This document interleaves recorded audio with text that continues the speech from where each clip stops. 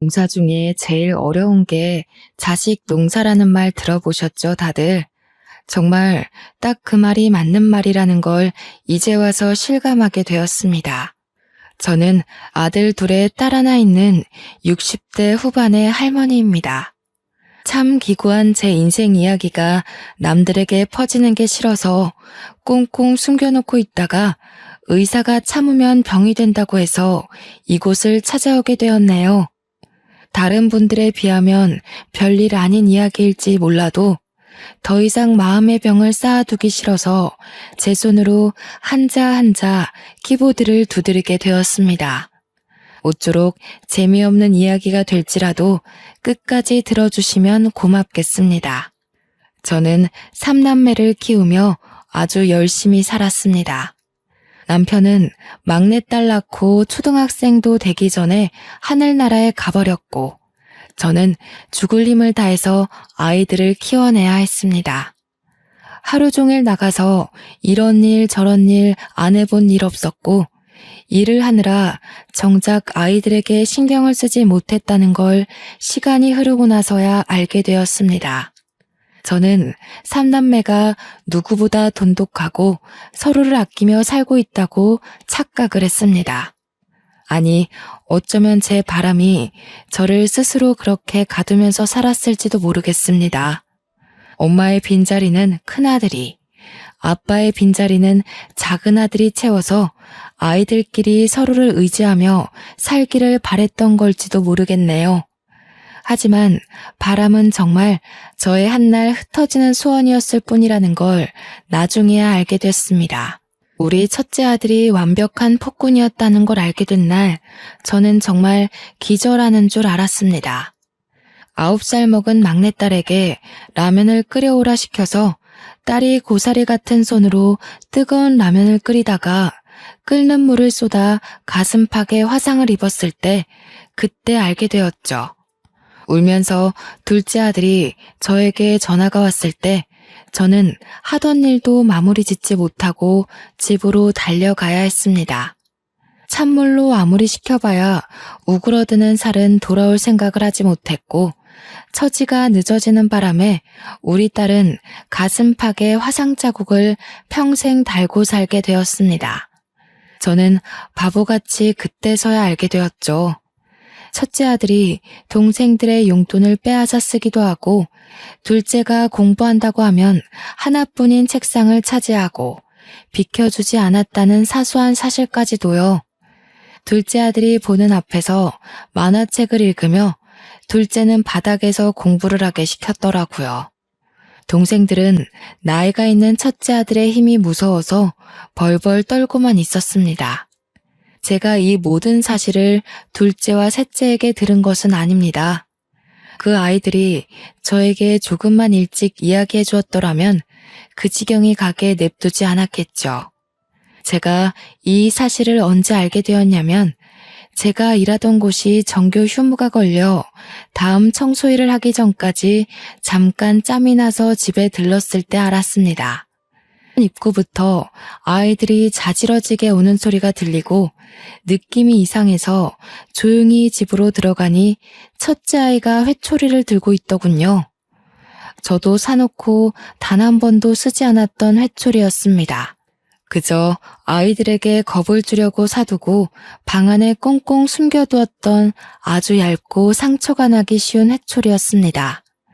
그런데 그 회초리로 첫째 아이가 둘째와 셋째의 다리를 휘두르고 있었습니다. 고작 둘째는 12살이었고 막내는 9살이었습니다. 우리 첫째는 16살이었고요. 중학생이나 된 큰 형이 초등학생인 동생들을 혼내고 있으니 애들은 겁에 질리고 아파서 울 수밖에 없었죠. 정말 집이 떠나가라 엉엉 울고 있고 종아리는 상처투성이었습니다. 제가 너무 놀라서 뭐하는 짓이냐고 소리를 지르면서 달려가니 첫째는 놀란 기색도 없이 저에게 이야기를 했습니다.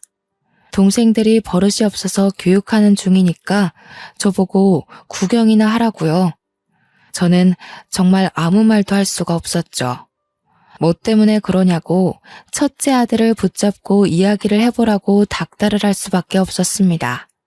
첫째는 입을 꾹 다물고 두 동생들은 엉엉 울기만 했습니다. 제가 소리를 치자 그제서야 둘째가 이야기를 하기 시작하더군요. 종아리가 눈으로 보기 힘들 정도로 아파 보이는데 둘째는 다 자기 잘못이라고 하더군요. 제가 매달마다 아이들에게 조금씩 용돈을 주고 있었는데 형에게 그 용돈을 주지 않아서 생긴 일이라 했습니다. 저는 정말 어이가 없어서 그게 전부냐고 물었고 두 아이는 맞다고 고개를 끄덕였습니다. 아니, 각자 쓰라고 용돈을 준 것인데 그걸 형에게 다 주고 있었다는 것도 충격적이었고 당연하게 받은 첫째에게도 실망이 컸죠. 두 동생들은 학교 끝나고 군것질이 하고 싶어서 형에게 용돈을 바치지 않았다고 했습니다. 그 말이 끝나기 무섭게 첫째 아이는 아이씨 하면서 방에 들어가더라고요. 저는 화가 나서 당장 나오라고 버릇없이 어딜 들어가냐고 누가 누굴 혼내는 거냐고 소리쳤습니다. 그런데도 불구하고 첫째 아이는 꿈쩍도 안 하더니 슬그머니 방문 열고 나와서 자기 나간다고 휙 집을 나서더군요. 고작 중학교 3학년이 저런 식으로 행동을 하니 제 속이 터져나갈 것 같았습니다. 한 가지 다행인 것은 제가 나선 덕분인지 둘째 아들과 막내딸을 더 이상 괴롭히지 않는 것 같았습니다. 두 아이들에게 간간히 웃음이 걸리는 걸 보고 저는 한시름 놓았죠. 하지만 제 일은 더할 나위 없이 바빴습니다. 아이들의 교육도 그렇고 먹는 것, 입는 것을 생각하다 보니 돈을 바짝 벌어야 했습니다. 점차 집에 대해 또 느슨하게 관심이 갈 때쯤 사건이 터지고 말았습니다. 고등학교에 진학한 아들의 학교 담임 선생님에게서 학교로 와달라는 연락을 받게 된 것이었습니다. 저는 무슨 문제가 있느냐고 물었고 담임 선생님은 아이가 동급생의 물건을 빼앗고 주먹을 휘둘렀다고 하더군요. 저는 놀라서 하루 일을 빼고 학교로 달려갈 수밖에 없었습니다. 학교 교무실에 도착하니 반성도 없이 껄렁하게 앉아있는 아들이 보이더군요. 저는 정말 쥐구멍에 숨고 싶었고 당한 아이들에게 너무나도 미안했습니다. 남편이 살아있었다면 우리 아들이 이렇게 엇나가진 않았을지도 모른다는 생각이 들어 처음으로 먼저 가버린 남편을 원망하기도 했습니다. 정말 번듯하게 잘 키우고 싶었는데 왜 우리 아들은 내 속도 모르고 이다지도 나를 힘들게 할까 하는 원망도 터졌고요. 눈물이 줄줄 흘러나오는데도 불구하고 우리 아들은 저에게 눈길 한번 주지 않고 딴청을 부리더군요. 제 속이 정말 문드러진다는 느낌이 어떤 느낌인지 절실하게 알 수 있었습니다.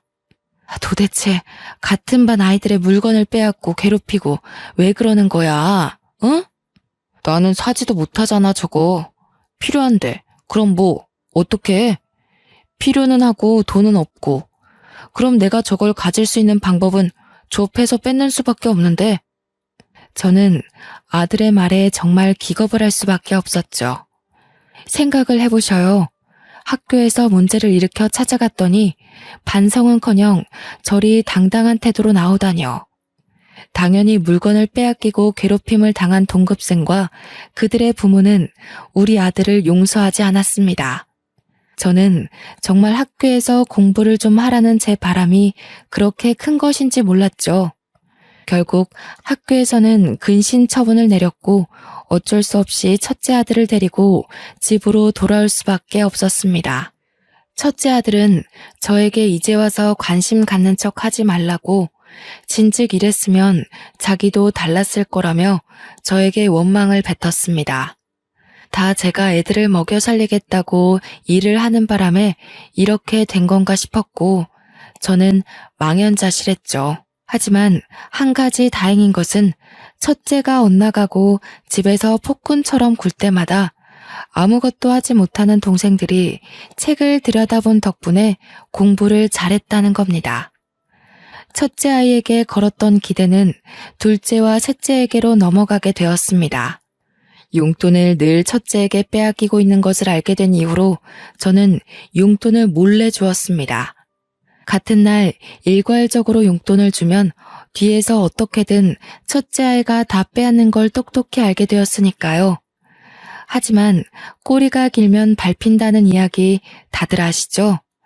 동생들이 처음 보는 새 문제집을 가지고 있으니 당연히 첫째가 알게 되었습니다. 제가 둘째와 셋째를 위해 용돈도 몰래 주고 문제집도 사준다는 사실을요. 그러더니 어이가 없다는 듯이 왜 자식들끼리 차별을 하냐고 저에게 소리를 지르는 게 아니겠어요? 그래서 문제집 사라고 돈을 준 거라고, 억울하면 너도 공부를 하라고 저도 소리를 쳤습니다. 학생의 본분은 무엇보다 공부 아니겠습니까? 그랬더니 자기도 문제집을 사겠다고 돈을 달라고 하더군요. 저는 속는 셈 치고 아이에게 10,000원을 주었습니다. 그런데 그 돈 타가서 뭘 하고 있었는지 상상이 가시나요? 바로 담배를 사서 담배를 태우고 있었습니다. 아무리 문제하여도 그렇지 고등학생이 떡하니 교복 입고 담배를 태우는 걸 보는데 정말 기가 막히더군요.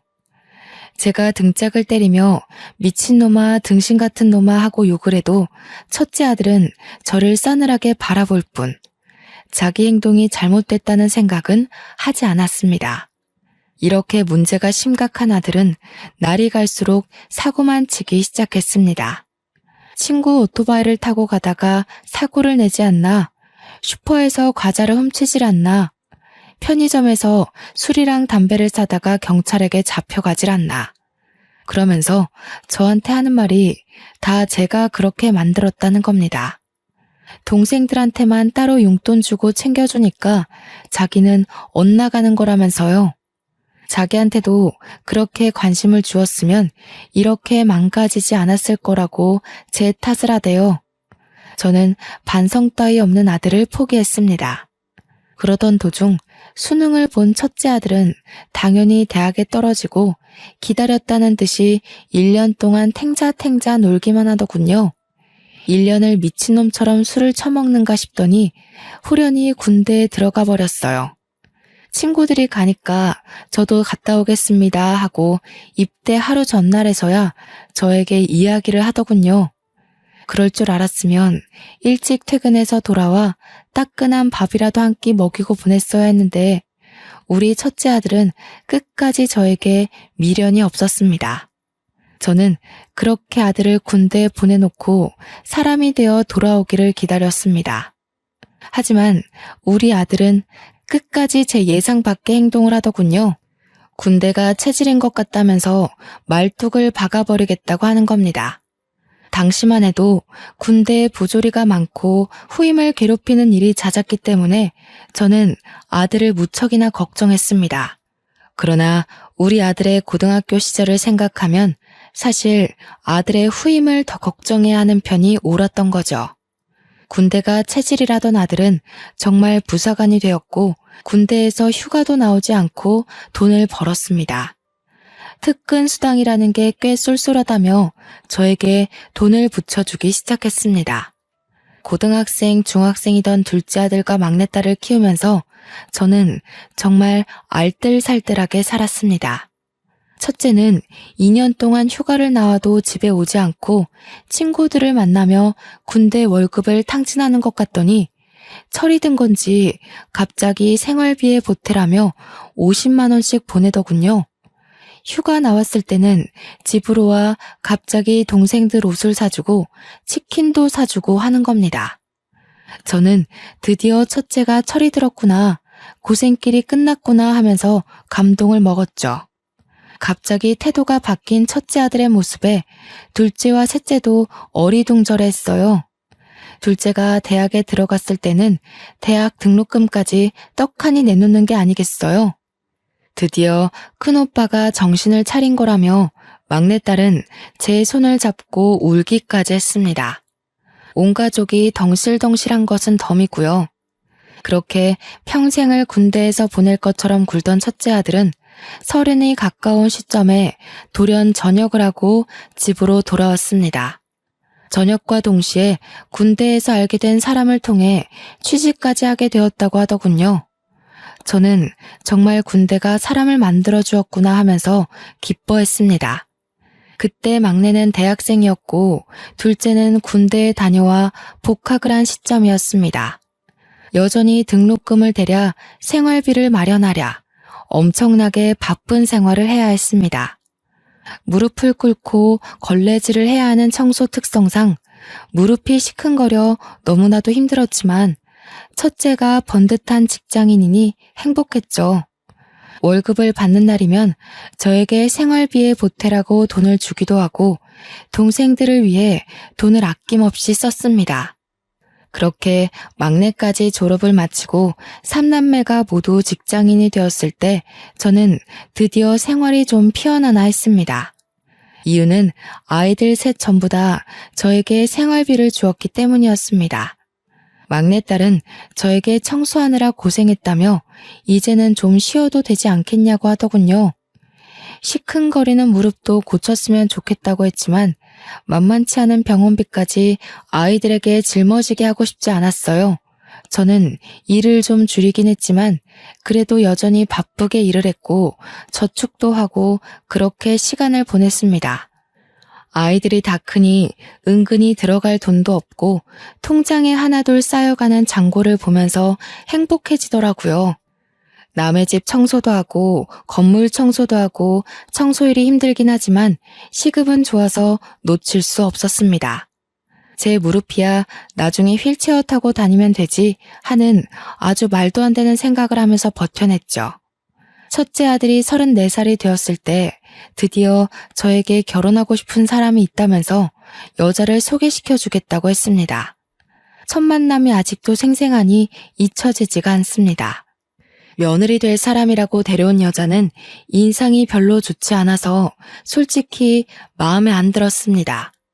째진 눈꼬리에 득실득실하게 붙은 욕심살이 있어서 우리 아들이랑 결혼하겠다고 하니 걱정이 앞섰습니다. 그런데 그게 다 제 편견이었는지 성격이 아주 붙임살 있는 게 시원시원하니 좋더라고요. 물론 가끔 말이 좀 세게 나오는 경향이 있어서 제가 처음에는 눈치를 봐야 했지만요. 저한테 시집살이는 시키지 않으셨으면 좋겠어요. 제가 제 사람 하나는 끝내주게 챙기는 타입이거든요. 하지만 제 사람이 아니다 싶을 때는 칼같이 내치는 사람입니다. 나도 연락을 자주 하거나 시집살이 시킬 맘 없네. 요즘 시대가 그런 시대도 아니고 그저 둘이 잘 먹고 잘 살았으면 하는 마음뿐이지. 며느리가 눈에 힘을 주면서 이야기하니까 괜히 저도 마음이 쫄리더라고요. 그래서 솔직하게 이야기를 했더니 며느리가 갑자기 저한테 웃음을 흘리면서 싹싹하게 굴기 시작했어요. 제가 시집살이를 시킬 마음 없다고 하니 그제서야 마음의 문을 열어둔 느낌이었습니다. 어머님, 제가 반찬을 좀 해왔는데 입에 맞으실진 모르겠지만 한번 드셔보세요. 제가 철되면 식혜도에다 보낼게요. 제가 식혜 하나는 끝내주게 만들거든요. 김장철 되면 김장김치도 좀 보내드릴까요? 제가 요리하는 걸 워낙 좋아해서요. 며느리가 만들어 보내준 식혜는 정말 팔아도 될 만큼 달달하고 부드럽고 좋았습니다. 김치도 어찌나 맛이 좋던지 우리 며느리가 반찬 가게 하면 정말 장사가 대박나겠다고 생각할 정도였어요. 맏며느리로 저렇게 손재주가 좋은 아이가 들어오다니 제 복이 아닐까 싶기도 했습니다. 반평생을 속을 썩이던 첫째 아들에게 어찌 저리 좋은 인연이 나타났을까 싶기도 했고요. 그런데 우리 막내딸의 생각은 조금 달랐던 것 같습니다. 어느 날 저에게 다가오더니 슬며시 식혜 맛을 보고는 저에게 이야기를 하더군요. 엄마, 내가 CC식품 다니잖아. 그런데 아무리 생각해도 이 식혜가 우리 회사 제품 같아. 그리고 김치도 마트에서 파는 그 김치 같고.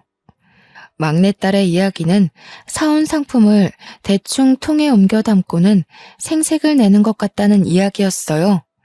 막내가 식품회사를 다니기 때문에 흘려드릴 수 없는 이야기였습니다.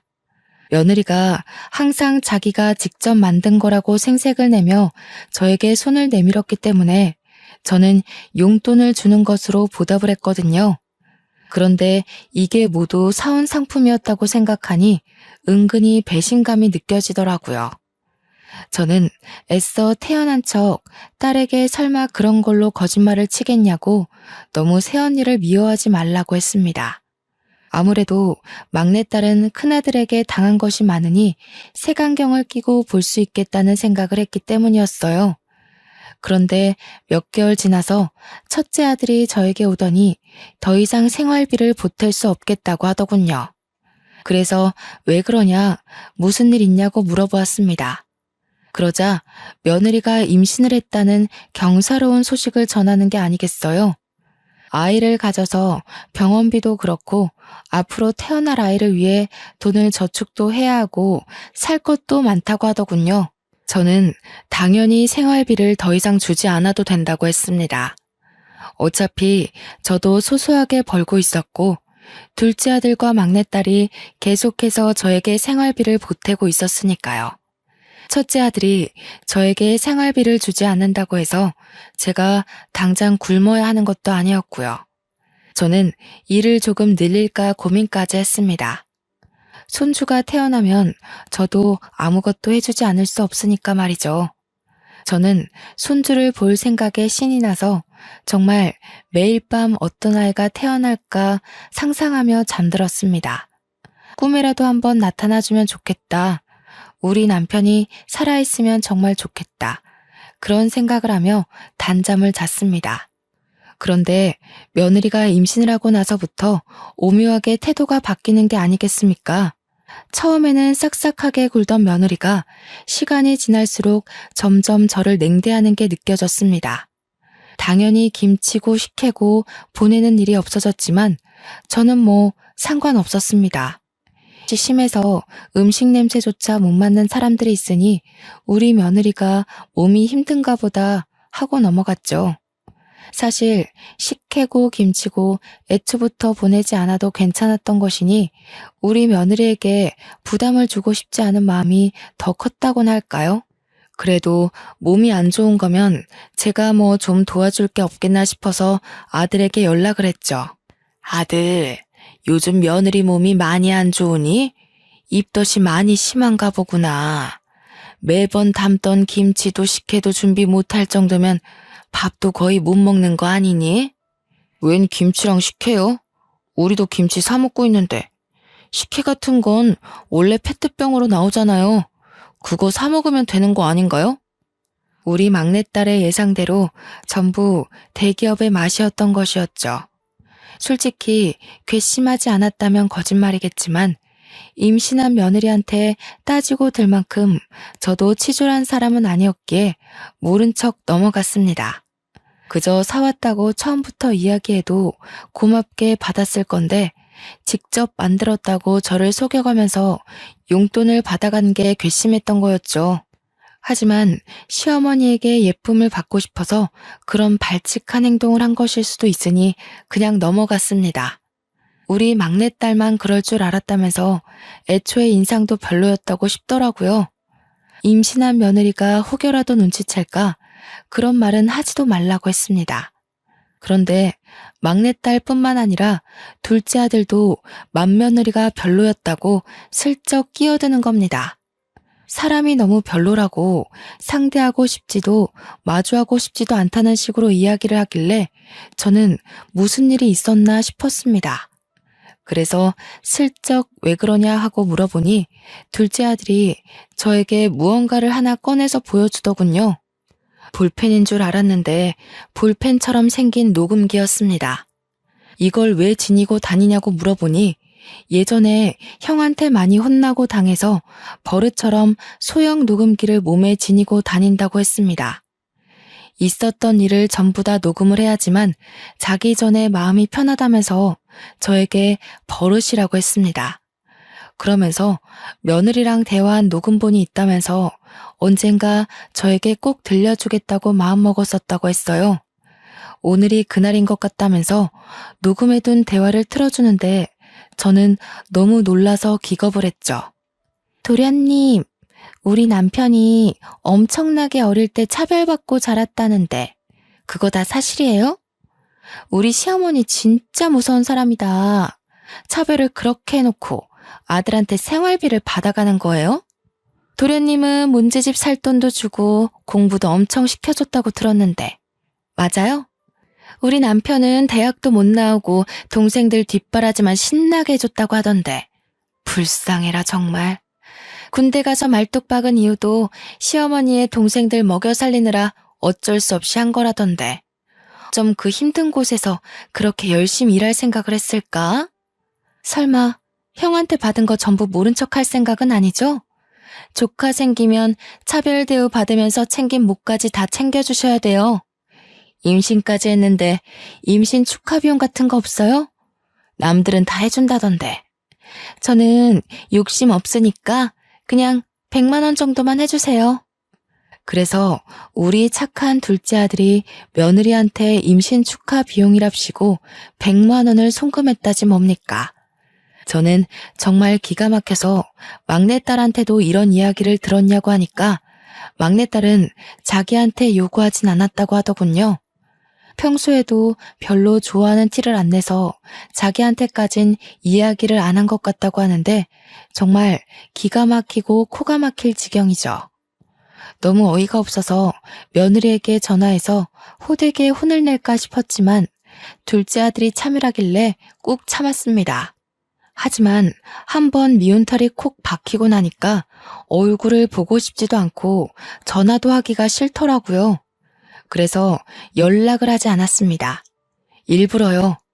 입만 열면 돈돈거리니 꼴도 보기 싫고 만나고 싶은 생각이 싹 사라지는 게 아니겠어요. 저한테도 임신 축하 비용 달라고 떼를 쓸 것 같은 느낌에 제가 연락을 피했죠. 그렇게 만삭이 될 때까지 연락 한 통 없다가 손주를 낳고 나서야 애 낳았다고 큰아들이 저에게 연락을 하더라고요. 저도 그냥 축하한다고 이야기하고 끝냈습니다. 하지만 손주를 보고 싶은 마음은 참 쉽게 사그러들지 않았습니다. 결국 둘째와 막내와 저 이렇게 셋이서 병원에 찾아가 손주를 보려고 했습니다. 다들 퇴근하고 삼삼오오 모여서 간 것이라 밤에 뭐 하나 준비도 제대로 못하고 마음만 급해서 병원에 찾아갔습니다. 그러자 저희들의 빈손을 보고 며느리가 화를 막 내는 게 아니겠습니까? 저희는 꿀먹은 벙어리가 되고 말았죠. 솔직히 임신해서도 2번인가 밖에 만나지 못했는데 제가 뭘 준비해서 올 수 있겠어요? 지들이 뭘 샀는지도 말을 해주지 않았는데 다짜고짜 빈손이에요? 하고 콧김을 뿜으면서 물어보니까 할 말이 없었습니다. 첫째 아들도 저한테 오느라 고생했다고 하면서도 요리조리 살펴보며 진짜 빈손이냐고 묻더라고요.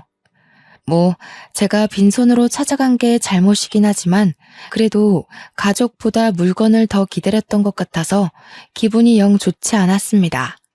그러더니 저한테 돈 봉투라도 준비해서 오지 그랬냐고 첫째 아들이 저를 타박했습니다. 동생들한테도 엄마가 미리 말을 했어야지 봉투 하나 없이 찾아오는 법이 어딨냐고 하는데 우리 아들이 철들었다는 게 다 거짓말 같더라고요. 아니, 오늘 보고 안 볼 것도 아닌데 다음에 준비해서 만나면 되지 않겠니? 다들 퇴근해서 정신없이 애기 보러 온 건데 너무 물건만 기다리는 사람같이 구는구나. 한동안은 못 보죠. 원래 100일까지는 밖에 나가는 게 아니라고 하던데요. 저희가 형수님 댁으로 찾아가면 되죠. 어머, 그게 무슨 소리예요? 무슨 병균을 묻히고 올지도 모르는데 집으로 찾아온다고요? 도련님, 너무 생각 없이 이야기하는 거 아니에요? 생각을 해봐요. 회사에서 어떤 사람을 마주하는지도 모르는데 우리 아이한테 병 옮으면 어떡해요? 그래, 네가 좀 생각 없이 말을 했다. 너가 어디서 뭘 하고 다니는지도 모르는데 어떻게 집에 온다고 하니? 그러면서 신생아가 있는 집인데 오겠다는 이야기를 그렇게 쉽게 할 수 있냐면서 둘째 아들을 병균 취급을 하더라고요. 며느리랑 첫째 아들 죽이 어찌나 잘 맞는지 무슨 만당꾼을 보는 듯한 기분이었습니다. 저희에게 빈손으로 왔다고 타박하는 말을 돌려서 하는 듯해서 저의 기분은 점점 가라앉았습니다. 군대에서 정신 차려서 돌아온 줄 알았더니 아들놈의 인성은 절대로 바뀌지 않는 건가 하고 생각하게 되었죠. 이래서 옛말에 여자를 잘 만나야 한다고 한다던데 꼭 예전에 지 같은 거 만나서 다시 돌아가나 싶었습니다. 속이 막 오르락 내리락 뒤집어지는데 화가 나서 견딜 수가 없겠더라고요. 그래서 정색을 하고 며느리에게 이야기를 했죠. 안 간다고요. 오늘 저 멀리서 본 걸로 만족하겠다. 내 손주이긴 해도 며느리도 몇 번 못 보고 맞이해서 그런지 정이 안 간다고 했어요. 정이 안 가는데 선물이고 돈이고 무슨 소용이 있겠냐고 체념하듯이 이야기했더니 아들이 입을 꾹 다물더군요. 저는 거기서 멈추지 않고 하고 싶은 말을 다 해야겠다고 생각했습니다.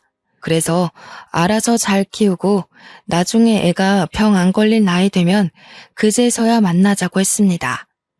그러니까 며느리가 저한테 돈이 안 나올 것 같았는지 어머님 하고 부르는 게 아니겠어요? 며느리가 언제 저를 저렇게 불러줘봤나 싶은 생각이 들더라고요. 그러더니 저한테 그냥 가시면 어떻게 하냐고 소리를 치는데 듣기 싫어서 애들 데리고 그냥 병실을 나왔습니다. 그러니까 첫째 아들이 쫓아나와서 저한테 조금 화를 냈습니다. 아니 엄마, 그래도 와이프가 애까지 낳았는데 축하한다고 돈 봉투는 주고 가야지. 얘, 너 나한테 돈 봉투 맡겨놨니? 왜 자꾸 돈돈거리고 그러는 거야? 그동안 생활비까지 드렸는데 1억이에요? 그럼 나도 여태 너 키웠는데 1억이야? 얘, 너도 꼭 너 같은 자식 낳아 키우면서 고생 좀 해봐라. 더도 말고 덜도 말고 딱 너 같은 자식. 제가 씩씩거리면서 이야기하자 아들놈도 입을 꾹 닫았습니다. 그리고 진짜로 첫째 아들네랑은 왕래를 끊고 살았습니다. 얼마나 오래 끊었냐 하면요. 둘째 아들과 막내딸이 결혼을 해서 각자 가정을 꾸릴 때까지도 연락을 하고 지내지 않았습니다. 애들도 줄줄이 손주들 낳고 사는데 그동안 첫째네랑은 특별한 일 없을 때는 만나지도 않았네요.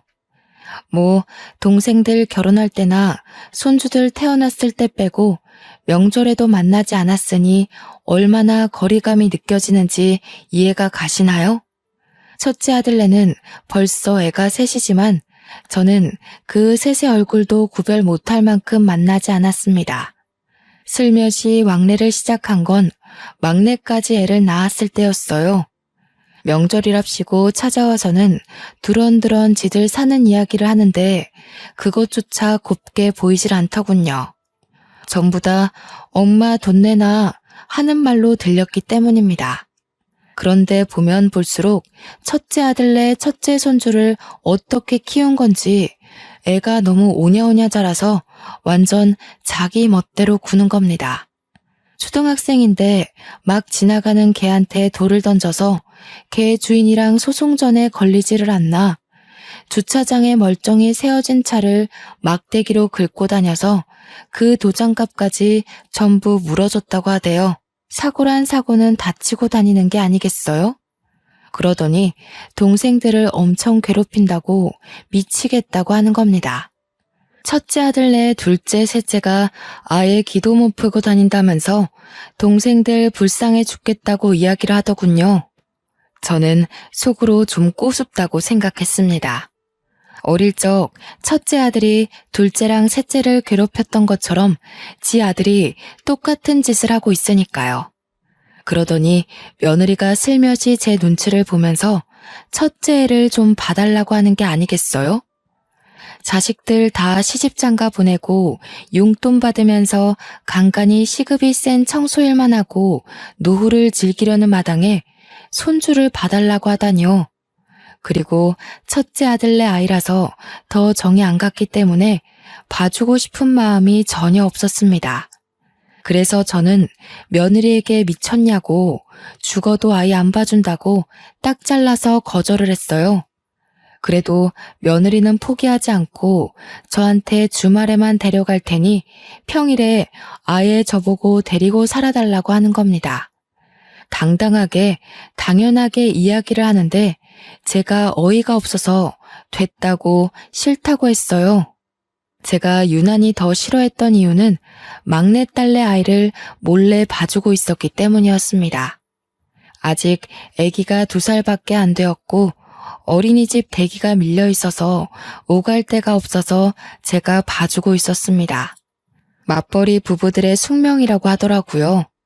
어쩔 수 없이 제가 봐주고 있던 찰나에 그 이야기를 들은 건지 아니면 정말 다짜고짜 그런 건지 첫째 아들네가 저한테 애를 던지듯 맡기고 도망을 가버렸습니다.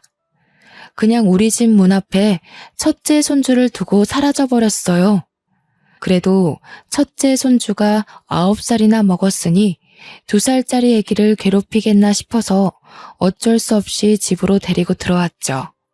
아무리 그래도 핏줄인데 문 앞에 내리 세워두고 굶길 수도 없는 입장 아니겠습니까? 애가 무슨 죄가 있다고. 그런데 9살이나 먹은 아이가 2살짜리 아기를 괴롭힐 줄 누가 알았겠어요? 없을 거라 생각해서 간식거리를 만들고 있는데 첫째 손주가 막내딸 아이의 머리를 탕 소리가 나게 때리는 거 아니겠어요? 막내딸내 아기는 울고 불고 자세히 살펴보니 이마에 멍까지 들었더군요.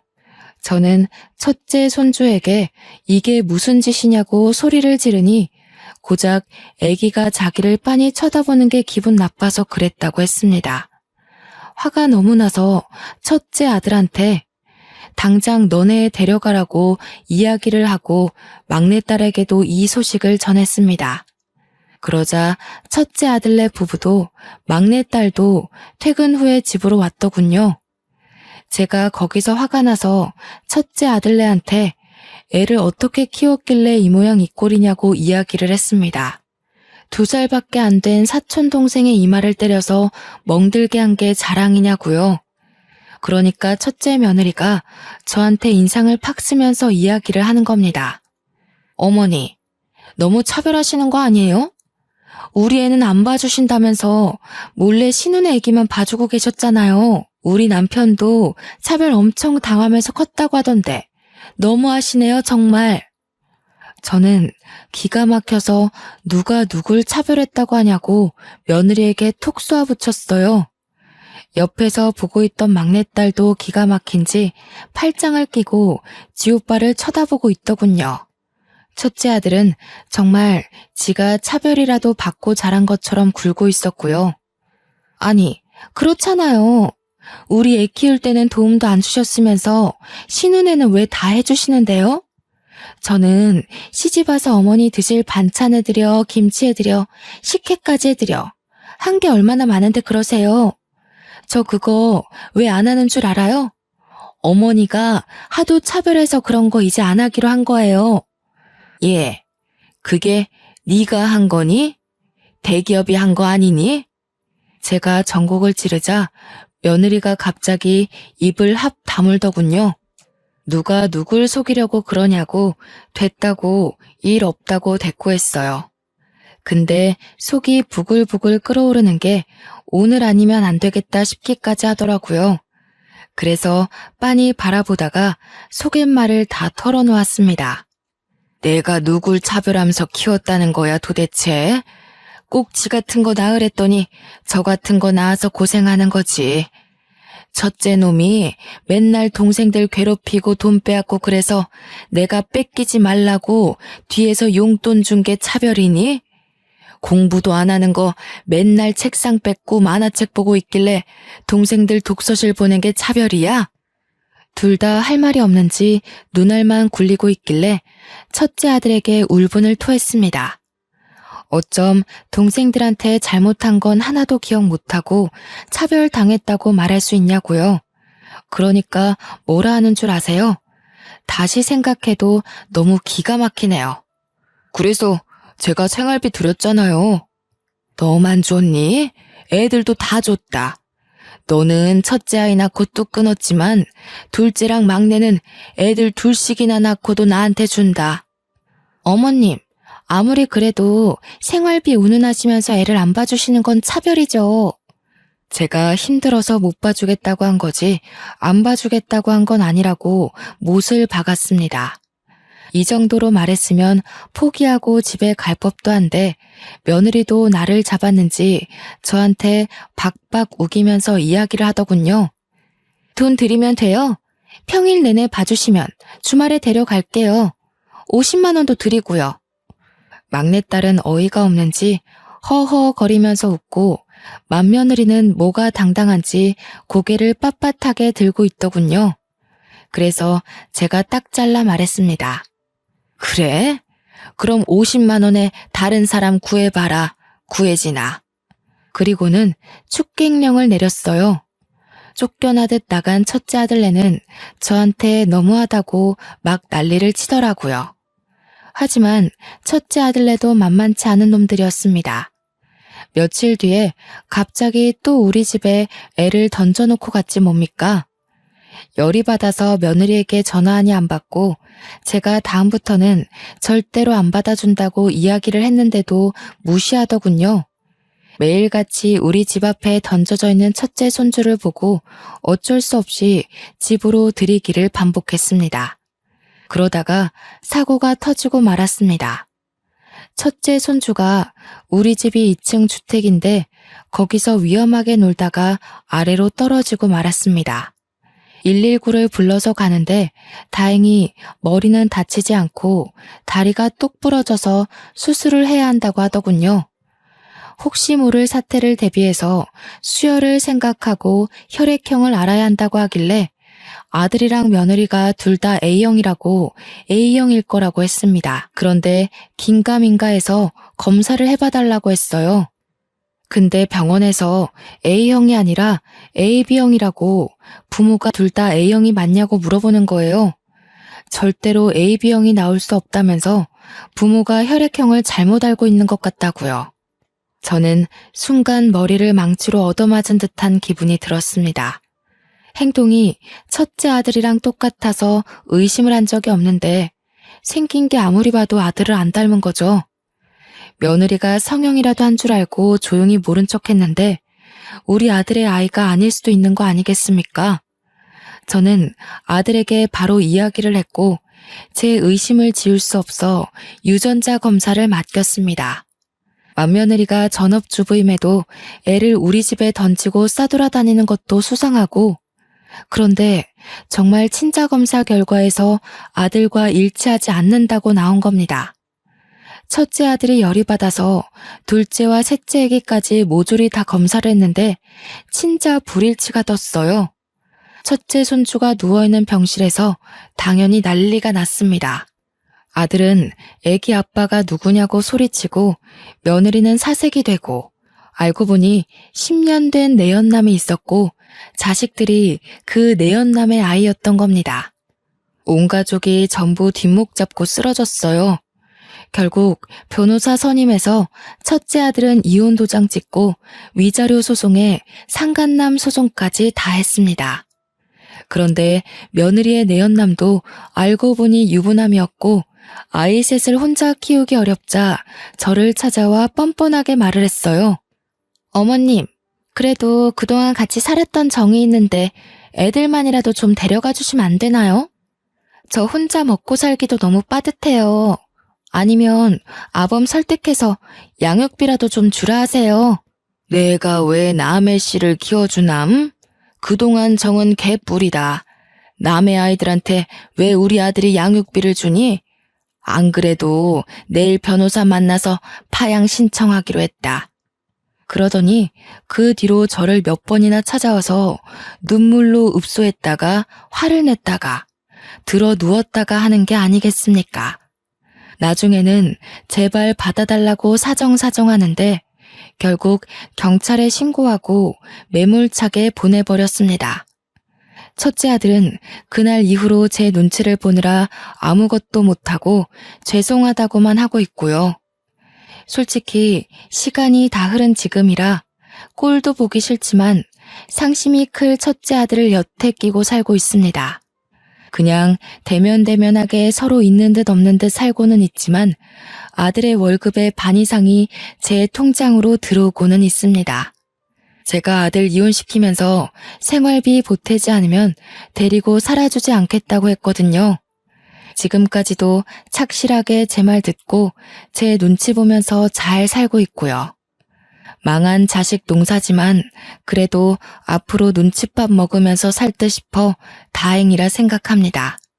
아들이 주는 생활비 한 푼 두 푼 모아 시큰거리는 제 무릎 제대로 고쳐볼까 합니다. 그거라도 해야 제 마음이 속 시원해질 것 같네요. 물론 의사 선생님 말대로 이렇게 풀어내니 한결 가벼워지긴 했습니다. 여러분, 마음에 안 드는 자식도 결국 내 자식이긴 하더라고요. 대신 단단히 마음 다잡고 한 방 먹여야 그나마 눈치라도 보고 사는 것 같습니다. 대한민국의 어머니들 모두 힘내시고 앞으로는 당당하게 삽시다. 감사합니다.